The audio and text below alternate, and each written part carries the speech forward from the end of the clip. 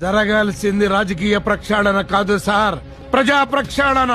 మార్చాల్సింది రాజకీయ నాయకుల్ని కాదు, రాజకీయాన్ని కాదు, మమ్మల్ని, ప్రజల్ని. మాకు తెలీదా?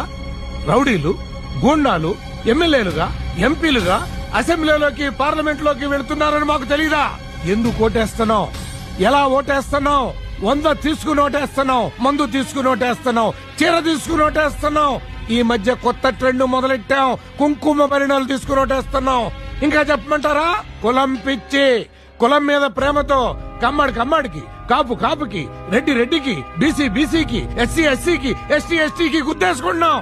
అంతేగాని వీడు మంచాడు, నిజాయితీ పరుడు, పుచ్చలపల్లి సుందరలాగైతన్న అసెంబ్లీకి పంపిస్తే మన బతుకులు బాగుంటాయని ఒక్కడు ఆలోచించట్లేదు సార్.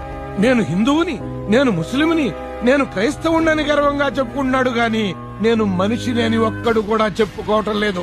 ఈ దేశం నిండా ఓటర్లున్నారు, మనుషులు లేరు. మనుషుల్ని తయారు చేయండి సార్, సొసైటీ బాగుపడుతుంది.